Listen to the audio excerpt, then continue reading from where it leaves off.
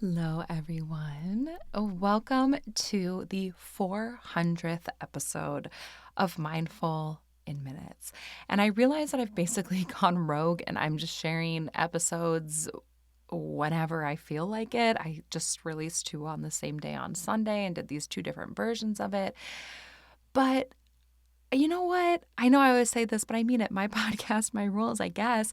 And I do anticipate kind of resetting the calendar the first of the year, kind of going back to the normal schedule, which is a new meditation each Sunday, 2 freeform episodes a month, and then the community mini on the first of every month. But I was in kind of in the back end of the podcast, like doing some, uploading and scheduling. And I realized that the episode, this was just when I was uploading Sunday's episode, the next episode that is published will be the 400th episode. And I was like, I cannot let that milestone go by without doing a special episode. So here we are with yet another bonus episode of Mindful in Minutes.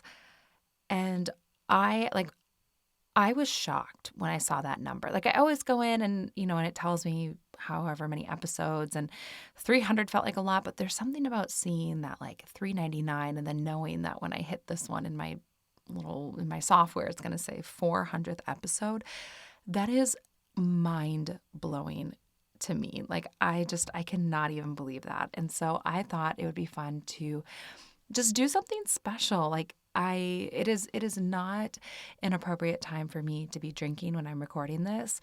I'm also not really drinking that much at the moment because of baby Poppy, but I feel like it would be fun to just kind of have like a little mindful minutes like wrapped, also sharing just like some of the biggest lessons I've learned from podcasting for 6 years and 400 episodes, like things that just, I guess that I've learned. And so the reason I bring up drinking is I was just writing some notes on this of like what I've learned. And it just felt like the kind of like conversation where it's just kind of like, oh, let's just grab like a glass of wine and chat and get caught up and talk about like the meaning of life and things like that. And that's how I felt when I was like writing the notes. I was like, gosh, this should be like just a mindful in minutes, like catch up, like happy hour in a way. But like I said, it is quite early.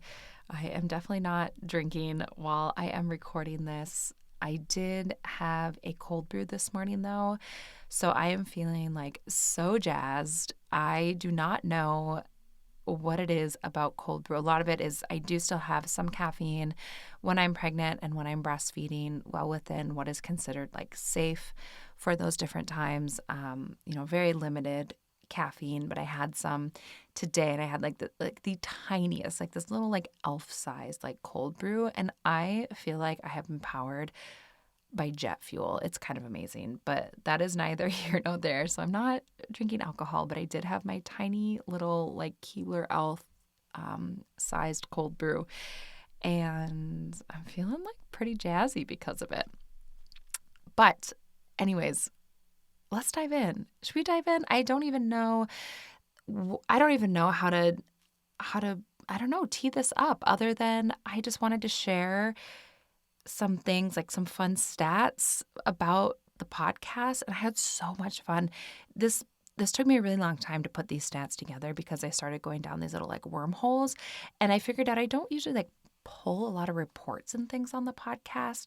I really just kind of just sit in this little closet, hit record, do my thing, and then like upload it. I'm not like super professional where I'm pulling reports. And so once I figured out like how to do that and to look at like the data on the back end, it was kind of fun. And I was like, I don't know, digging through all these things and being like, oh my gosh. And so I had a lot of fun, but it took me way longer than it needed to just pull a couple of stats about the podcast that I thought would be fun to share, because I just went into this little like deep dive.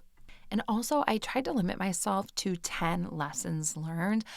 I couldn't do it. I did 12, which is a lot. So we will see.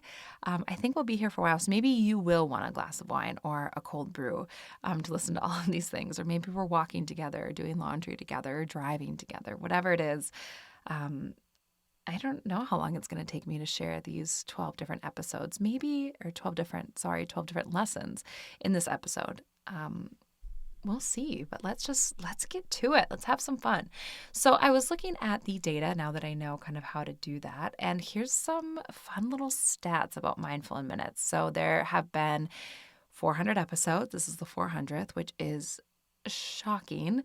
It has been on air for over 6 years. Just a couple of weeks ago at the end of October, we celebrated the 6-year birthday, which was really cool.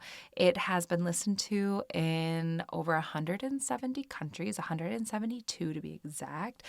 And when I was pulling these things, it kind of took me down like memory lane a little bit. Was anyone around? I know there's a lot of new listeners, but I also know there's a lot of you beautiful people that have been with me. Some of you for the full 6 years, which is amazing. But do you guys remember when I was like, this was like a little bit unhinged, but I realized that there was a listener in Tonga, and I am very fascinated with Tonga. Maybe it's this like ADHD hyperfixation thing. I think Tonga's really cool. The whales there are phenomenal. We know how I feel about whales. If you're new here, I really like whales. It's a thing. But I don't know why that was the thing that popped up in my mind when I was like, I remember years ago when I discovered someone was listening in Tonga, and I brought it up like several episodes in a row. I think I thought like maybe I'll get like an invite to Tonga or have a reason to like go there other than just wanting to go there. I will say I have never heard from anyone in Tonga. I must, I haven't heard from them. But I checked, and when I looked at the different countries, I was like, is Tonga on the list? And Tonga is on the list. There's 16 listeners there.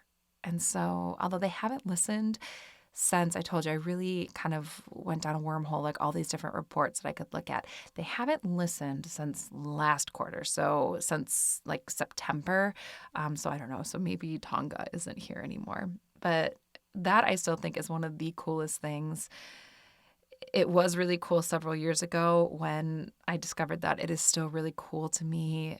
I'm not going to spend this whole time talking about Tonga, but I don't know. I just, some places just like fascinate you, or you take like just an interest in them. That's one for me. And which, fun fact, this is the last thing I'll say about Tonga, I promise. This is really going off the rails. You guys are not going to believe that I didn't pour myself a glass of wine for this episode. But Tonga is not only, I think it's like 170 different islands. So it's like a bunch of different islands. But they also think that it's the longest continuously inhabited islands in the Pacific Ocean. Like they think there's been people in Tonga for nearly 3,000 years. So I just think it's a really cool place. And there are listeners there. So if you are a Tonga listener, I think that you are really cool. But the top 5 countries, I'm going to rein it in, I promise. The top 5 countries of listeners is the U.S., good old U.S. of A., followed by the U.K., Canada, Australia, and Germany coming in hot, which was really fun. I have been to Germany before, and only like a little bit. So my one Germany story, and this is, if my mom is listening, Mom, maybe fast forward a little bit, because I'm about to tell a story about a thing that like I maybe wouldn't necessarily want like my kids doing. I don't know. It's not that bad. But I went to Germany one time. I was doing a study abroad in Morocco, and I had this long layover with like the student group in Germany. It was one of those like 22-hour layovers, so not quite a full day, but like you're pretty much there for a full day. We went to Frankfurt. I can't, I'm sure that it sounds better with a German accent. We went there, or that's where we flew into, and then we did kind of this like day tour, and the weather was not good. It was cold. We kind of had like, I didn't think to prepare like winter clothing. This was in January for our layover in Germany. I had like Morocco clothing ready to go, and I was cold, and there was probably like 20 some people in this group, and we were touring this like castle in this town, and it was really cool, but I was tired and I was cold. And so my friend and I on this group, we decided this is like if Pork Chop or Poppy told me that they did this, I would be a little bit horrified, but I did it when I was like 19. But I ditched the group. We thought, oh, no one's going to notice if we're gone.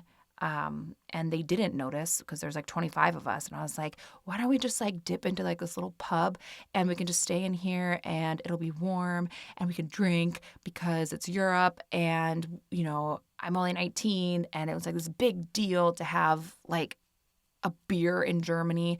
And we totally ditched the group because we knew they were going to like walk by on the tour again. And we just dipped into this bar at like 11 a.m. and had like a German beer. And then once our group like came back around at the end of the tour because we were so cold, we just went back into the group.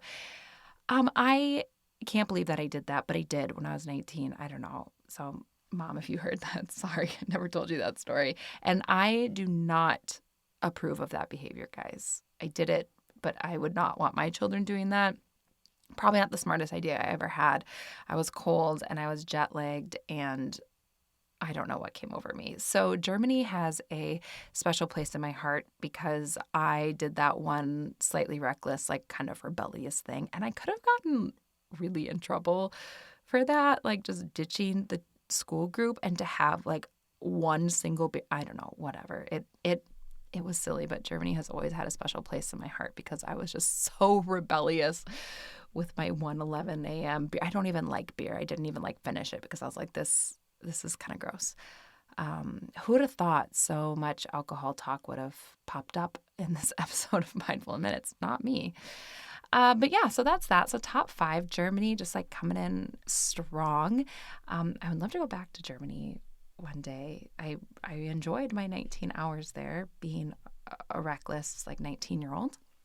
Some other fun facts during these 400 episodes, there have been 15 retreats, which is amazing. Retreats is something I used to only dream of. And when I was kind of like counting them, I was just like, oh my gosh, I can't believe there's been so many. We have raised over $6,000 in donations for various organizations through community minis, which is something that I'm really proud of.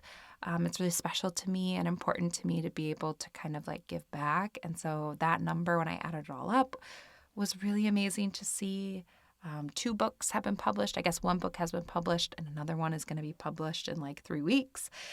There's a meditation deck. So a deck was published. 4 signature trainings were designed and shared. So during the time of Mindful in Minutes, I created my first 200-hour yoga teacher training and led that several times. Restorative yoga teacher training, yoga nidra teacher training, and of course, meditation teacher training, which you guys can join at any point. That's all online now. I launched a script shop. I have recorded in 3 different closets, one closet in Michigan, 2 different closets in Minnesota. And the top episode of Mindful in Minutes ever is the Meditation for Relaxation and Sleep from October 11th of 2020. You guys have listened to that meditation 331,924 times. That is nowhere near what, if you guys think that I am getting like over 250,000 downloads on every meditation. No. This one is like, when you look at the little graph, it's like normal little line. And then it gets to this episode, it's like kaboom, and it goes like flying like off the charts. So you guys really like that one. That is an amazing number. But yeah, I thought those are just like some fun little stats about Mindful in Minutes once I figured out how to like look that stuff up. And something that I think is really cool and special, this isn't like a stat, but I know that there's people here listening right now where this may be the first episode that you've listened to, but I know that there's also people where you have listened to like all 400 episodes, and then there's everything in between. And that is something that is so amazing to me because I used to just dream. Like when I first started teaching yoga, I was teaching yoga, and I used to like teach these classes, and I would like just like pray and hope and manifest that like people would show up. And then people started showing up.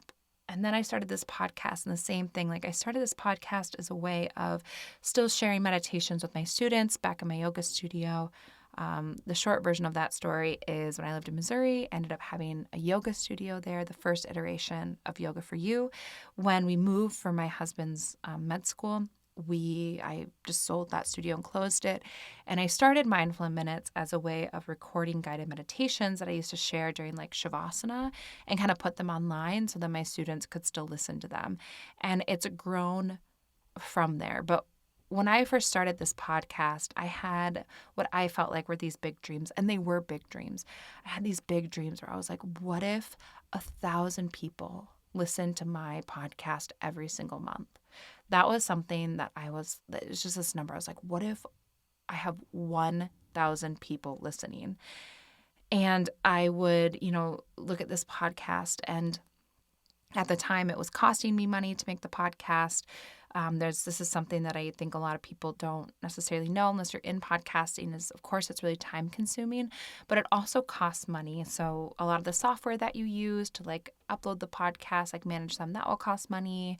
The equipment obviously will cost money. Like sometimes you get charged like for however many like listeners or impressions, then you get charged like on the back. It's a whole thing. And so when I first started this podcast, I was like, what if not only do I not pay money to make this podcast or lose money on this podcast, what if I made $100 every single month from this podcast? So those are my goals going in. Once I saw that people were starting to join that weren't just my students from my yoga studio, I was like, what if I have 1,000 listeners? And what if I was like, this is going to be like my fun, like mad money. What if I make $100 every month from this podcast?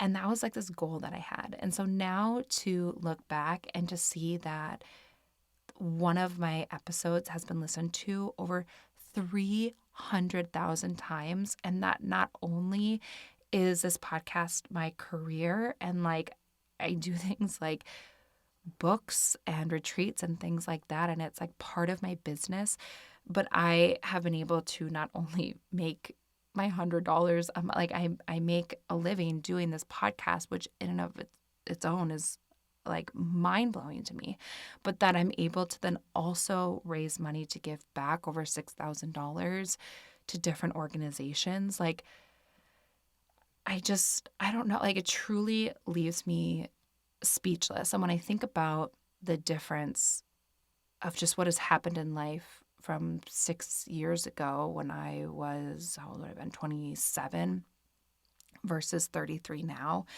so much has happened in like my personal life as well. Obviously, like I became a mother twice. I moved different places. I left I was working other jobs when I first started to pay the bills, and I was doing things like this podcast just because I loved it. And I just had this big dream of like, what if this becomes my job?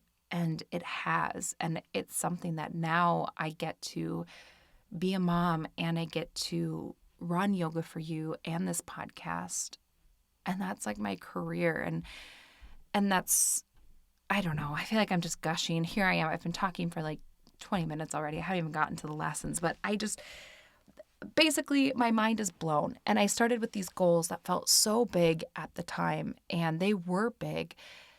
And I don't know, and I've met them and exceeded them. And I just think that that's incredible. And I hope that I share that not to make anyone feel like, oh, I have a podcast and I don't have any episodes where it's been listened to over 300,000 times. I share this because something that I am really proud of just for myself personally is just showing up every day, creating from my heart. And this is one of the lessons that I learned that I'll get into, but basically laying the bricks every day, like showing up every day and just doing something. And I started with these goals that felt so big at the beginning, and they have come true. I have met those goals and so much more. If you would have told me 6 years ago that like my podcast would then turn into books and like I would be able to do like retreats. I mean, I cannot even tell you guys how much like I used to just like manifest and like pray and hope, and like I was dreaming this. I don't know, maybe this will sound weird, but I'm not going to like self-edit myself, but like I was dreaming of like all of you, and like now you're here. And I was like, I have these meditations. Meditation has absolutely changed my life for the better. And I want to create these things, and I've seen it help my students, and I want to reach more people and share these things that I create from my heart that help me and share it with others to hopefully touch their heart and help them. And there's people here and people are listening, and like there's this beautiful Mindful Minutes community, and I'm so grateful and fortunate for that. And this is something that, I don't know, I've been thinking a lot about how there are things every single day, there are things in your life right now today that is just commonplace, and you used to dream of those things, and now they're just commonplace, like everyday things. I'm going to get into the lessons soon, and I'm going to try to not you know what, I really should do a Google about what is happening to my hormones right now at like 9-ish, 10-ish weeks postpartum, because I have been so in my feels lately. It's a lot. And it's something that really hit me it was actually on Thanksgiving, is I was sitting there at Thanksgiving, we're sitting at the table, and I was holding baby Poppy. And it's hard to try not get emotional about, but this is when it really hit me that there's some things that you used to only dream of that are now your reality. And so, like a year ago on Thanksgiving, I was like just dreaming of baby Poppy. And this isn't just about like kids and things like that, because I do think about this podcast as kind of like this little baby too, right? Or like being able to create something that I love and to have other people engage in it and to find value in it and to do really special things like retreats and write books and create journals and trainings and all of that. And so it kind of is like this little like podcast baby, or like these, these book, like these things. And a year ago, okay, I did have to pause for a second to take a drink of water and take a deep breath. A year ago, I was just dreaming of baby Poppy. It was something that, I really wanted another child, and it just wasn't quite happening, in the way that it wasn't happening. I was trying for another baby. It wasn't happening yet. And which happens. That's common. That, this isn't, I don't have to, explain the birds and the bees to you guys. But a year ago, Thanksgiving, I was like dreaming of her. And this Thanksgiving, I was holding her. And it didn't really, I don't know, it didn't click until it was like something that I was dreaming of for so long is now just here. And it's a part of my life. And every single day, baby Poppy is here. She wakes me up all day, all night, and, whatever, doing her little baby thing. But I think about that when it comes to like just dreams, whatever the dream is, whether it's a child or it's a podcast or it's a business or something else, anything else, a trip you've always wanted to take, that there's a time when you're dreaming of that thing, and then there will be a time in which that thing is then your reality. And so I've been trying to, it just like really hit me like a ton of bricks on Thanksgiving, or I was like, oh my gosh, like this time last year, I was just dreaming of this, and now it's here. And I've been trying to find those little things like everywhere, those little moments of what is something that I'm living now that I used to only dream of in the past. And now it's just like commonplace. It's just something that just exists for me, and like how amazing and beautiful, and like what a special thing. And I really do think of this podcast as something like that, like to be doing it for so long, to have so many episodes, to have it turn into such wonderful things, to have such beautiful people. Like when I connect with all of you, I know that you are all so beautiful and special. I know it because I've met you on retreats, because we DM back and forth, we email, we, do all of these things. And you guys are just so awesome. And I don't know what I did to deserve this. And gosh, I'm just like hormonal and like watery-eyed in my little closet. But anyways, I'm going to rein myself in. But this isn't even, I guess, one of the lessons that I officially had in my notes of my 12 lessons. We're going to be here a long time, you guys, if I keep going at this rate. But something that I've been thinking about lately is looking from day to day, big and small, looking at just life and being like, what right now am I living that is a reality that used to only be a dream? And there's so many little things. There's big things like baby Poppy. There's big things like this podcast, even big things like having a house. And, but there's lots of little things too. And I don't know, that's just been such a powerful exercise for me lately. And so I just wanted to share it in case that's something that resonates with you. Okay, so diving in for real, focusing these 12 different lessons. I sat and I reflected, and what really happened, a lot came up, and these are in no particular order. These are things, just lessons that I've learned basically over the last 6 years, specifically through podcasting. There's a lot of different things that I've learned, a lot of bumps, a lot of failures, a lot of, all sorts of stuff. But these are specifically like what I've learned through kind of this podcast endeavor. And I tried to limit myself to 10. I did 12. It happens. Let's dive in. The first one is use your mirrors, but don't forget to swerve. This is one that this image of kind of like you're driving and, you can look ahead and kind of plan ahead, but where you're going, what's happening in the road, you can use your rear view mirror to glance behind you, to learn from what's behind you. You can use your side mirrors to see what's going on, but you always need to be ready to swerve just in case. So you're driving and you can anticipate as much as you can, sort of looking at these different mirrors, like I said, looking forward, looking back, looking side to side. But sometimes things happen in the immediate and you have to swerve.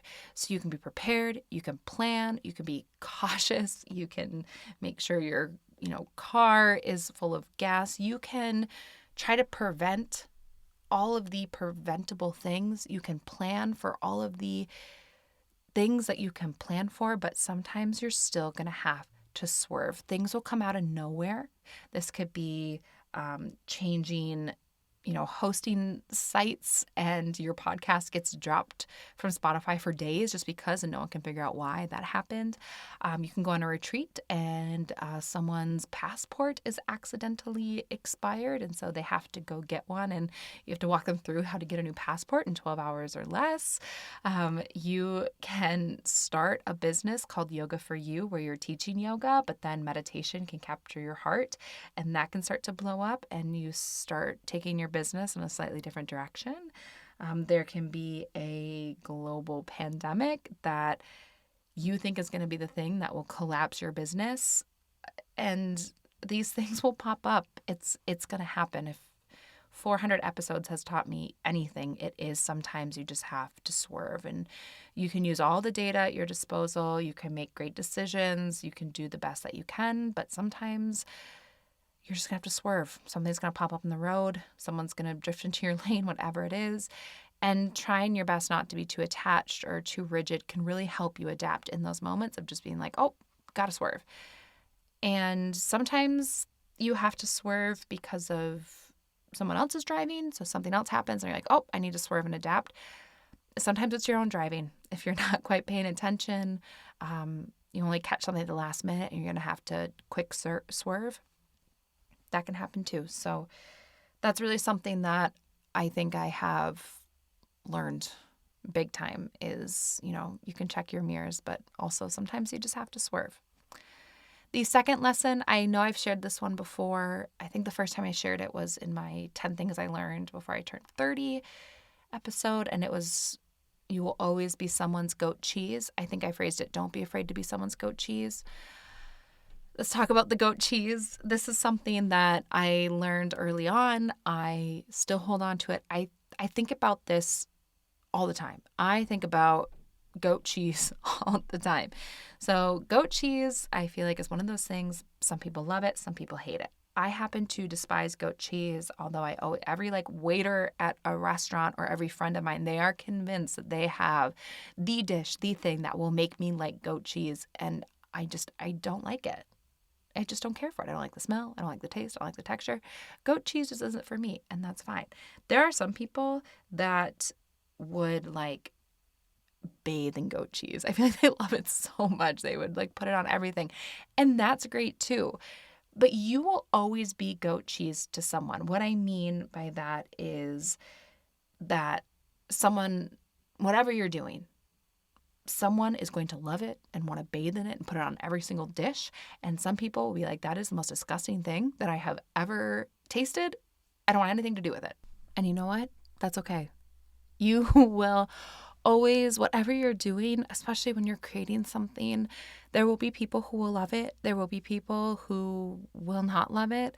And you just have to keep creating what you're creating. It's not goat cheese's fault that it's divisive or that some people love it and some people hate it. Goat cheese is just goat cheese. It's neutral. But I think just for me recognizing that like I will not be everyone's cup of tea. Like my meditations will not be everyone's cup of tea. And that's okay. Like some people will love the sound of my voice. Some people will not care for the sound of my voice. Some people will like the lengths of my meditations. Some people will say they're too short. And some people will say they're too long. Some people will say, I love hearing you talk in the beginning. Some people will say, you talk too much in the beginning. It's okay. I will be goat cheese to people. We will all be goat cheese. Do not be afraid to be someone's goat cheese. It's going to happen. And so I think a lot about goat cheese. And this is one of the lessons I learned really early on. And I just have to remind myself sometimes where I'm like, goat cheese. It happens. You will be goat cheese to somebody. And it's, I can't take it personally. I shouldn't be offended by it. It just, you're not it for everybody. And that's okay. Another lesson that I learned is look into what your discomfort is telling you. This is one that I've been thinking about lately. And it's really something that I don't know. I've just been trying to dig a little bit deeper. It's something that I started exploring when I was writing the anxiety journal. You Are Not Your Thoughts. Go ahead and pre-order it, friends, if you want. Comes out January 2nd.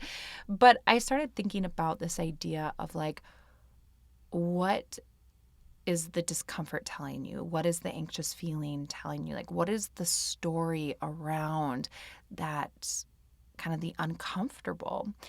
And when you first feel discomfort, it's uncomfortable. You want to run, you want to hide. You're like, no, I want to turn away. I don't want anything to do with that. That is uncomfortable. But looking at what is that actually saying? Like, what is that telling me about what I'm feeling or what I'm experiencing? When I get that feeling like in my stomach before I hit publish on an episode, and I kind of get that like nervousness, that anxiety, asking myself, like, what is that discomfort telling me? Like, what is that feeling telling me? And maybe it's telling me that I'm worried this meditation isn't my best, or maybe I feel like I'm opening myself up to judgment. Maybe it's telling me that I am worried someone's going to leave me a bad review. I don't know. It's something that, sometimes it's different answers. And anytime I get kind of an uncomfortable feeling, something that I've learned is asking yourself, what is the discomfort telling me or saying, gives me so much insight into what is actually bothering me. And, for example, when I get that feeling in my stomach, which I do get a little flutter in my tummy every time I hit publish on an episode. And when I sit and I think, I'm like, why is that? Even 400 times later, I will still, when I'm done with this and I publish it, I'll still get a little like, ugh, before I publish it. And I think that what it is telling me is that every time I hit publish, even though I've worked on it, it still happens. It's that own kind of just little lingering self-doubt, little lingering imposter syndrome, little lingering vulnerability that kind of comes together for just that moment to say, ooh, here we go, putting this out into the world for anyone just to listen to and critique or share or love or whatever it is. And it's just kind of that feeling of like, putting myself out there every single time, and that I still get that little fluttery in my tummy, but leaning into and asking like, what is the actual discomfort?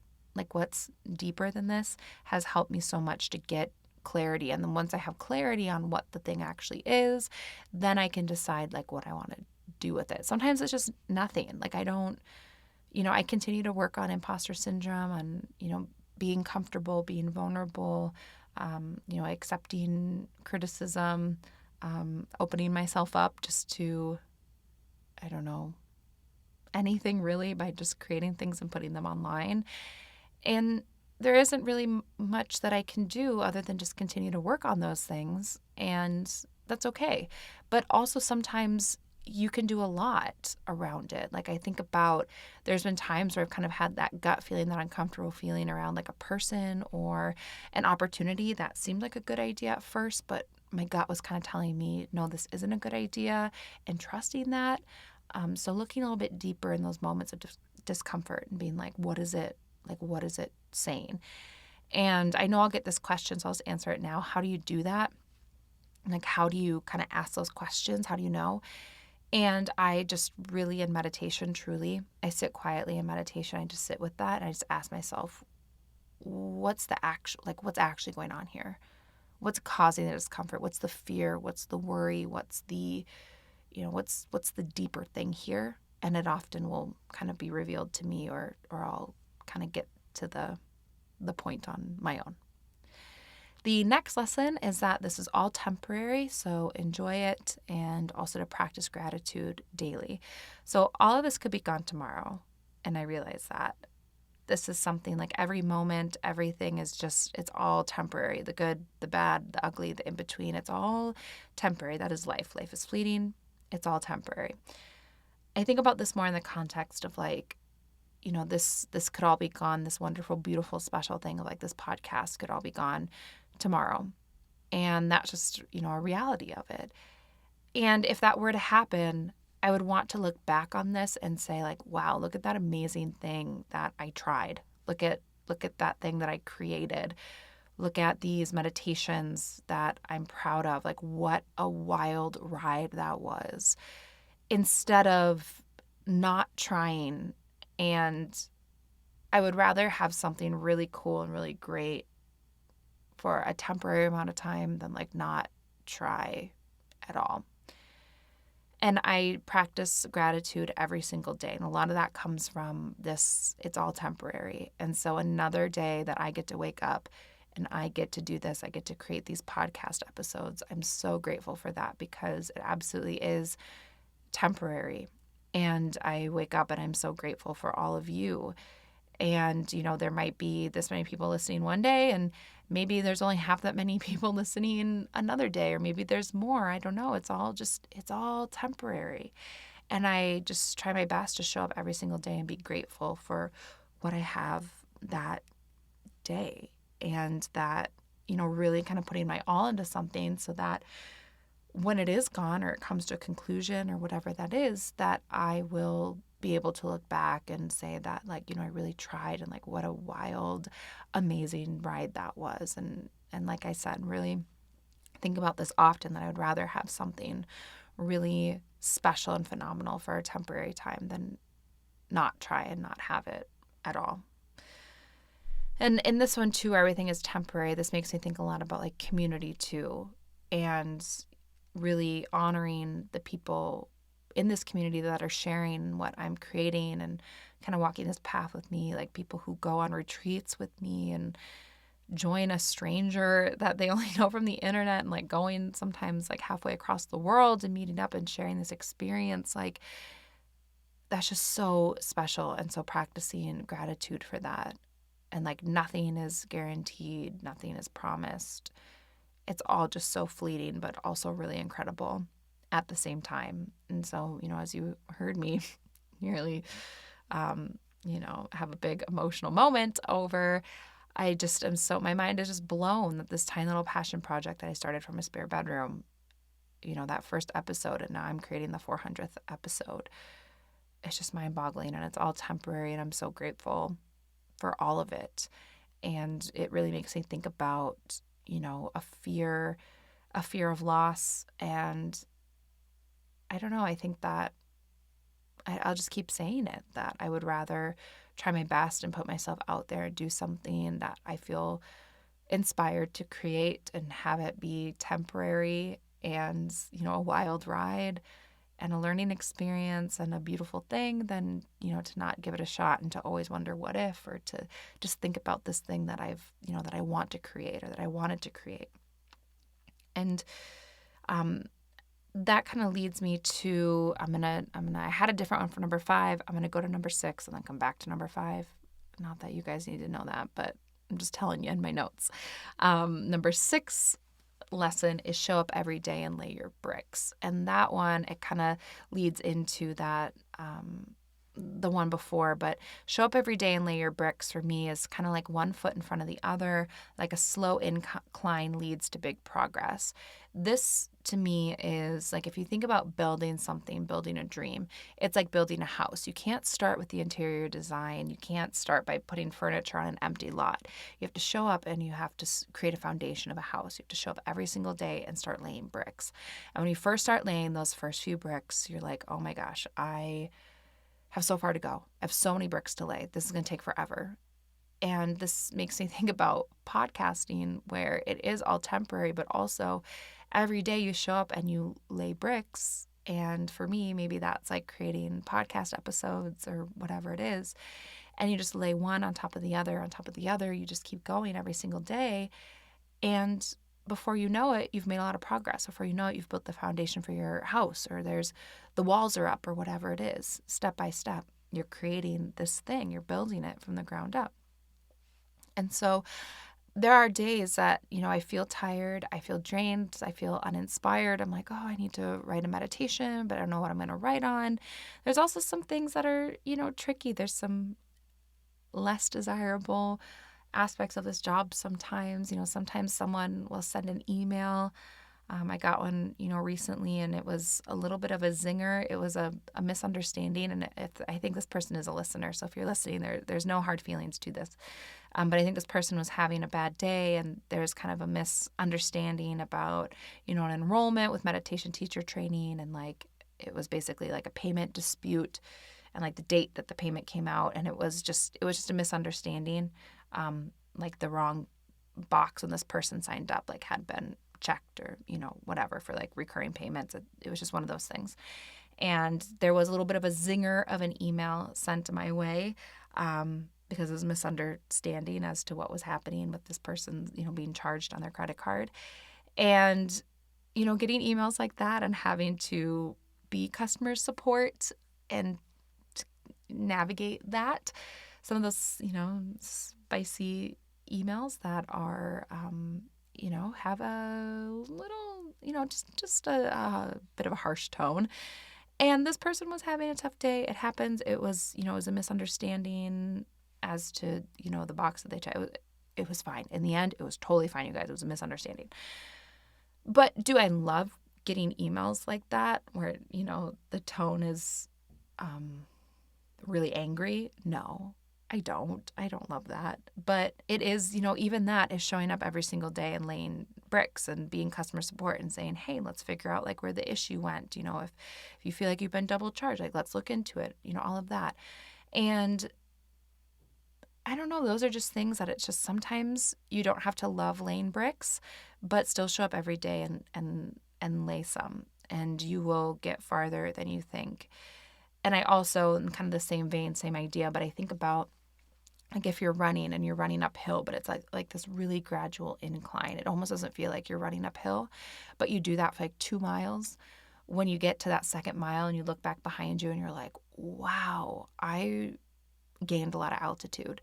And it's just this idea of showing up every day, doing something, taking a few more steps, laying a few more bricks, and it's going to make a huge difference. And the reason that I wanted to share that one after, that everything is temporary, I often think about like, what if I had never had the courage or, maybe the delusion to lay that first brick and to say, hey, I'll start a podcast and to release that first episode. Like, what if I would have never done that? My life would be completely different. I don't know what it would be like. Maybe it would be just as great or greater or not. I don't know. But I think about how I'm grateful that, I did decide to show up and start laying those bricks. And I share that with all of you, because if there's something that you have been wanting to do and you're kind of putting off laying that first brick, like it might be the thing that changes your life. And 6 years later, you may still be laying bricks and you're like, look at this house that I built. I don't know. So that's a lesson. Show up every day and just lay your bricks. Another lesson, originally number 5, is I just wrote, thank you, I worked hard, and I'm really happy to be here. So I recently read the book, The Mountain Is You by Brianna West, I think. Maybe it's Brianna West. And I know this is a book, I've seen a lot of you post about it, so I know a lot of you have read it. I see a lot of people sharing it, and I thought I had like a longer drive the other day, and now that Spotify has audiobooks, I was like, I'm going to give this a listen. And in that book, that line stuck with me, that basically she's talking about how your inclination when someone compliments you or says something nice to you might be like, oh no, it's really not that big of a deal. Kind of making yourself small, and instead just saying like, thank you, I worked hard and I'm really happy to be here. And I've started saying this lately because I found that it's really changed my mindset around my work, and I just feel like it's brought me more peace and more confidence. Because something that I've been hearing the last year from people in my personal circle, I'm not saying this to just like toot my own horn, but people have said like, oh my gosh, you this past year, like you wrote 2 books, you've published 2 books, you had a baby, like how do you do it all? And my first response is always like, oh, it's really not like, as much as people think, and this and that and da da da da da da da. And part of that is true. It's not necessarily what it seems like, from the outside looking in, but that's not to say that it wasn't a lot of hard work. And that it resonated with me that instead of making myself small, to just be like, thank you for saying that. Like, I'm really happy to be here.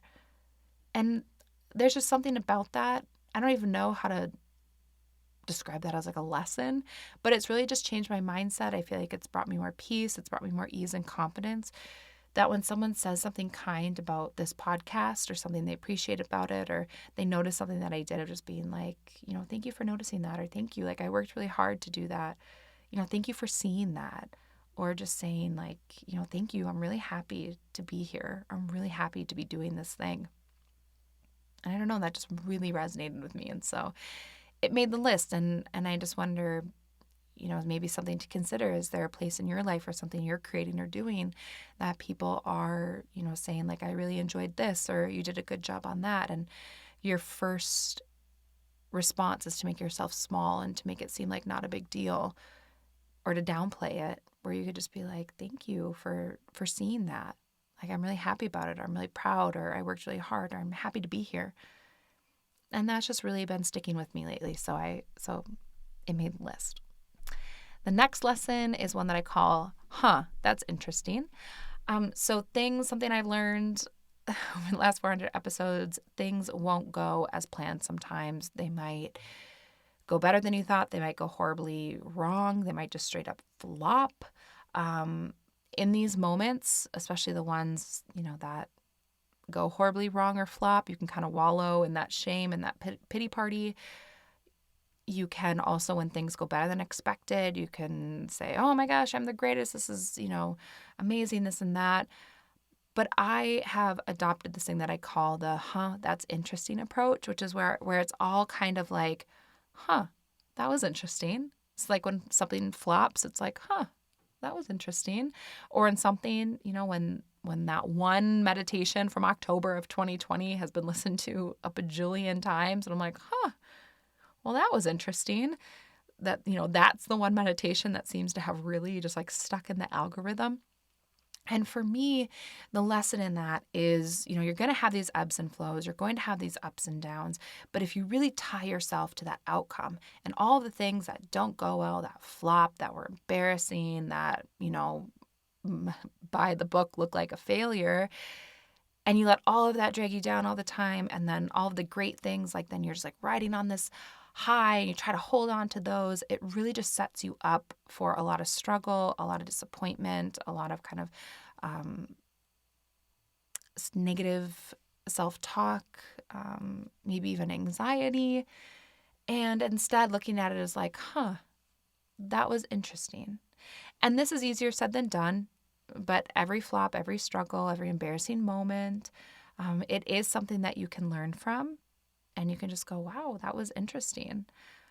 Something that sticks in my mind of, actually, this was kind of the moment that I learned I had to, sometimes things just weren't going to go as planned. And if you're listening with your kids in the car, you might want to fast forward, like, I don't know, 30 seconds when I give this example, if they're old enough to like spell. I once sent an email out to my entire email list, thousands of people, about one of my favorite breath works for relaxation. And in huge letters, I had, inhale to a count of 4, exhale to a count of 7. And in the big letters, and I had count, inhale to a count of 4. The first one, I forgot the O in count. I will let you figure out what word I actually sent out to, this was years ago, to thousands of people, including my mother, including some other people. In huge letters, I sent that out into my entire email list. And I was trying to just share my favorite relaxation breath technique, and I sent an offensive word to everyone. I was mortified. I wanted to crawl into a little hole and never come out. And I was just like, dyslexia really got the best of me with that one. I was mortified. And that was when I learned that sometimes you just have to go, that was interesting. And yeah, I think that was the first time that I really started learning that lesson, because I was mortified. I think that I've been applying to this too, when it comes to like fear of failure. So if there's something new that I'm doing, right? So when I first started working on the first book, Meditation for the Modern Family, available now anywhere you get books, my little plug, I, had this little bit of fear, and I thought, and I was worried. I was like, well, what if I write a book? No one pre-orders it. What if my publisher drops me? What if people hate it? And I had to remember, that will be interesting. And then you just keep going. Or, for example, getting pregnant after trying for a long time, and then your due date is just a few days after that book's publication date. That was interesting.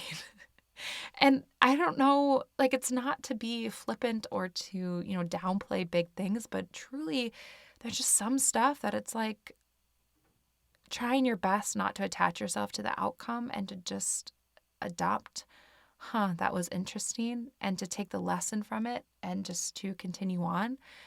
That's been really freeing to me, and it's really helped me alleviate a lot of fear of failure, a fear of new things, of when some things just go wrong, honest mistakes, things that, if I totally blew it when it came to something, how can I pick out the lesson and, be better for it, but not absolutely just demolish myself and my self-confidence and my, the way that I speak to myself, all of that in the process. So that's a big lesson. The 8th lesson, the worst they can say is no. This is one of the biggest lessons I've learned in being bold and trying new things, in, daring to do new, great things. The worst someone can say is no. No is not a personal attack on you. No is not a bad thing. No can be a not right now. No can just be a hard no. Sometimes you'll get a no immediately, and then like a year later, things will circle back to you, and it'll end up being a yes or a maybe.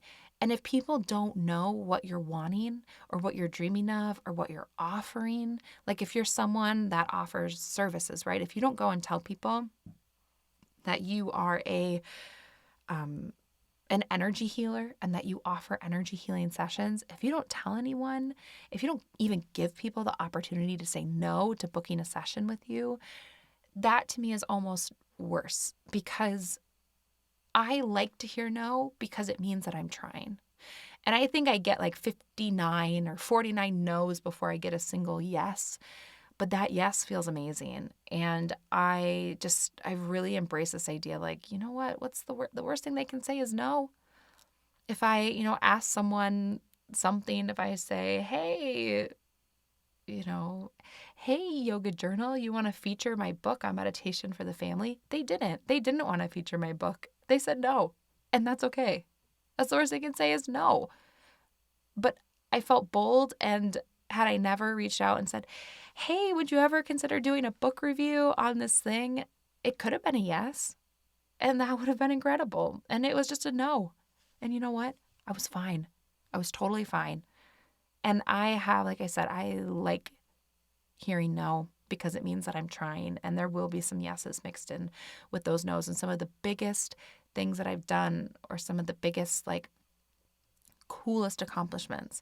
First time that I reached out to Adventure to lead a retreat, they were posting looking for teachers to lead retreats. Had I not applied, I never would have started doing retreats with them. I wouldn't have met who is now one of my best friends. Those of you who've been on retreats, Daniela, who's now Aunt Dee Dee. She's the godmother to baby Poppy. Had I never just put myself out there and applied for that job, so much would have been different. And they could have just said no, and I would have been fine. Life would have been different, but I would have been fine. So that's a big one. The worst they can say is no.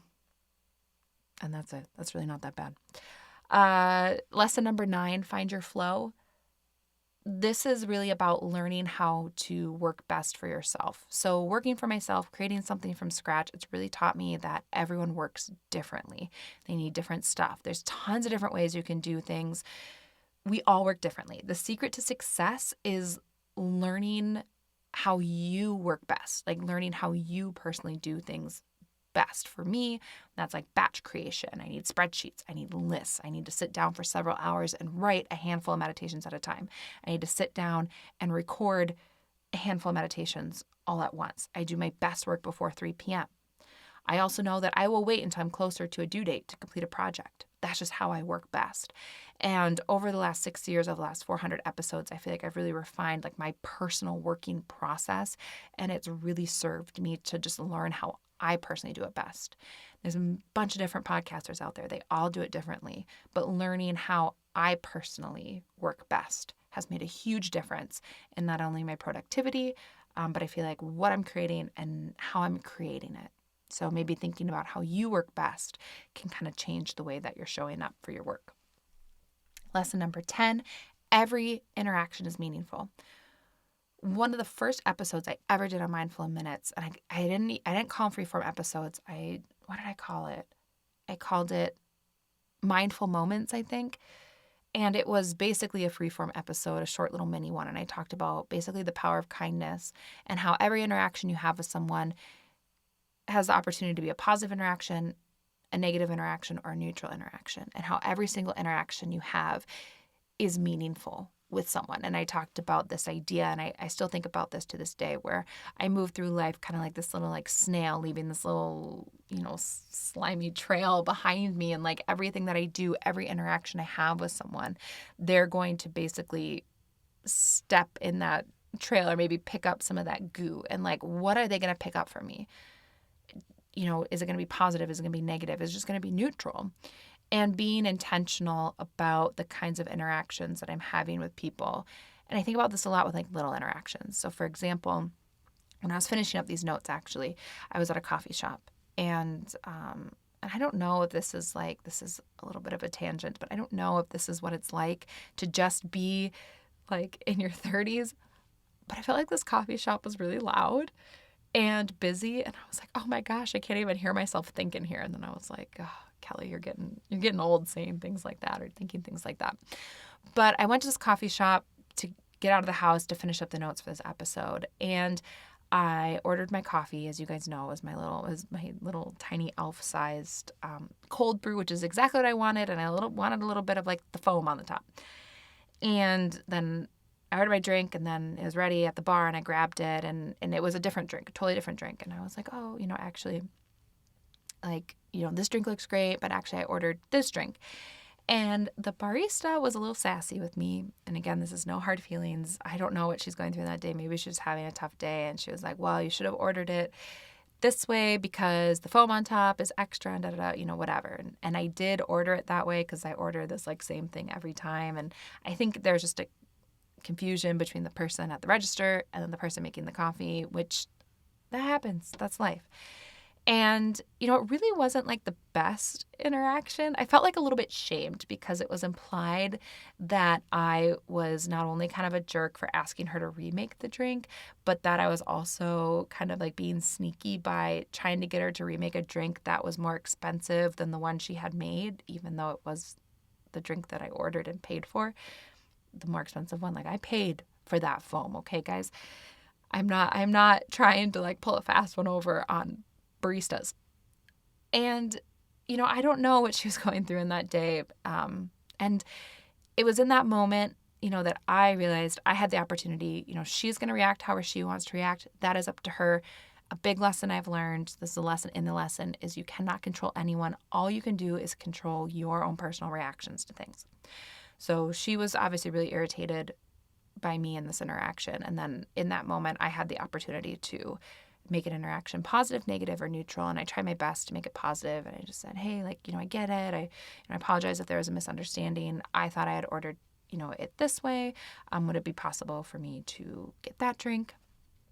And, I feel like, she kind of came in hot and I kind of came in just like soft and neutral, and then my reaction kind of really softened than her reaction. And then she was like, it's okay. It's, she said, oh, don't worry about it. I'll go make it. And it was all good. No hard feelings. This barista, this woman was working incredibly hard. She was just like busting out those drinks. So she's probably a little overwhelmed.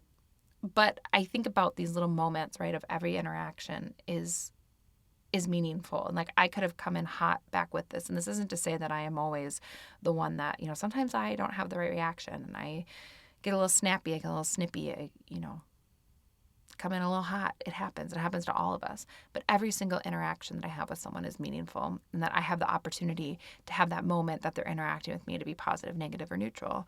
And my hope is to keep them positive or neutral. And I don't know, that's just something that I've thought a lot about during the last few years, and, having different interactions with different people. And even when I get, criticism or people kind of say things, I always harp on that one review, which, has stuck with me because I've been talking about this for like all 400 episodes.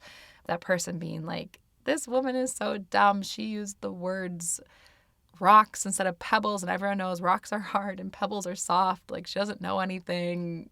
Whatever, this like scathing review about how in the imagery I used the word rock instead of pebble. And, when someone sends me like an email like that of being like, you don't know what you're talking about, you're so dumb, whatever, I have the opportunity to even make that interaction positive, negative, or neutral. Sometimes I go with neutral, where I'm like, often it'll be what I call just a straight to trash, where you're just like, this, delete. But I don't know. This podcast makes me think a lot about how every interaction that you have with someone is meaningful, and you have the opportunity to either like be a forklift or to, I don't know, is there something that like pushes people into the ground? I don't want to do that, but I think about that a lot, how meaningful every interaction I have. And I've been talking about it since like the 4th episode. The 11th lesson is never stop being a student and try something new. So I don't think there's ever a time where you're like the ultimate like master, like you beat the boss level of like the video game. Never stop being a student. Like, I love still learning new meditation techniques. I love reading other people's books. I love listening to other people's meditations. I love learning new things that have nothing to do with meditation or podcasting or anything. So much has changed in the podcasting landscape over the last 6 years and 400 episodes. Like, I'm always a student of, how does, this software work, or how to use this microphone, or how to do this feature. And, always being a student, never stop being a student, try new things. I feel like it's good for your mind, your heart, your soul. Never, feeling like, oh, I've fully figured this one thing out. I don't know, maybe you feel like you've kind of figured one thing out, but then there's like 100 other things that you're still trying to figure out. And I just think about that all the time, is that it's like, never stop being a student. There's always, everyone has something to teach you, and just keeping your mind open to that and having fun, like learning new things. Like, you're never done. You've never like fully learned everything.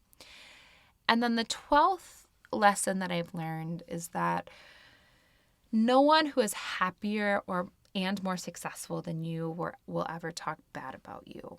Now, what I mean by that, I think that sounds like a little harsh, But what I mean is, like, if you are truly a happy and a secure person in who you are and what you're doing, you will not talk trash about other people and bring them down, especially when it comes to people's dreams. So there's been times, I mean, when I first started this podcast, there were definitely people that, is not supportive of this. I'm pretty sure I've shared this story on my podcast. I think I've shared this one before, but like one thing that sticks out in my mind is someone said at my wedding, and this was there were a couple. I had a pretty big wedding, so this is I'm not like trying to like out anyone specifically. There's like hundreds of people there, but someone told me that I should aspire in my life to be more than just a doctor's wife. And the implication in that was that being a yoga teacher, being a meditation teacher, being a podcaster, although I hadn't quite started my podcast at this point, I was just a yoga teacher at this time, was like this cute little thing that I was doing while I was just biding my time until, my husband became a doctor. And that hurt me so deeply. I've really moved past it since, but in that moment, that one really stung. And something that I've learned is that if someone is truly happy and secure in who they are and what they're doing in their life, they will not poo-poo your dream. They don't have to understand it. But if they respect you and they respect what you're doing, they will not say things like that to you. They will not try to make you feel bad about yourself or try to make you feel small or minimize your dream. And for every one person who says something completely out of pocket at a wedding, there's a million more people out there that will be kind and supportive and loving. And that's just something that is a lesson. It was a tough lesson that I learned, but I've realized that people who like talk bad about other people's dreams or maybe don't want success for other people, it has so much more to do with them than it does you. And I share that because this is something that I really had to work through, because at the beginning of this podcast, I really struggled with putting myself out there because of comments like that. And I was worried about what people thought. And, people are like, oh, what's a podcast? Like, that's not a real job, all these things. And that stuck with me for a while. But like I said, for the people that were really hard on me and my dream, there are also people that were so loving and beautiful. And it really occurred to me one day that people who are truly happy and secure with who they are and what they do, they won't do that to you. They will, if they respect you, even if they don't understand your dream, they will support your dream and they will be loving towards you. And I was just talking yesterday about something, and again, every interaction is meaningful, right? And I have a friend, I need to text her after this and let her know that, that I was thinking about this. Was the second time, 2 days in a row, that I've thought about this. But 2 years ago, I was vision boarding and on like New Year's Eve, and I was chatting in like the group chat with some friends, and everyone's like, oh, what are you doing New Year's Eve? And I was like, I'm creating this vision board. And they were like, oh, like, send us a picture. Like, what are your goals? And I took a picture and I sent them my goals and talked about like what I wanted to achieve for that year. And one of those friends, they were all really great and loving and supportive, but one of those friends, like a week later, I got a delivery at my front door, and it was a plant. Specifically, it was a money tree. And this friend had this little note. She sent me this money tree, and she said, go, like, this money tree is to symbolize all of the growth that you're going to have this year. I can't like wait to see what you do. You're incredible. Don't give up. And I will never forget that ever in my whole. I need to text this friend and tell her that I still have this money tree. This is why it's fresh on my mind, because it needs a new pot. And I was talking with my husband about how I need to pick up a new pot for this money tree, because now 2 years old, it's getting even bigger, and needs to be repotted.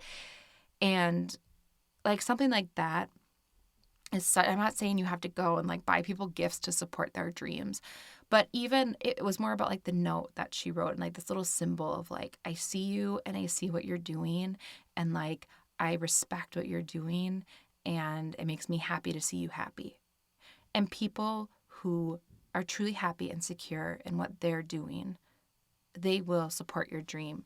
And do your best when you can to surround yourself with those types of people. and to limit your time with the people who don't treat you that way. And then on the flip side, be this person for other people.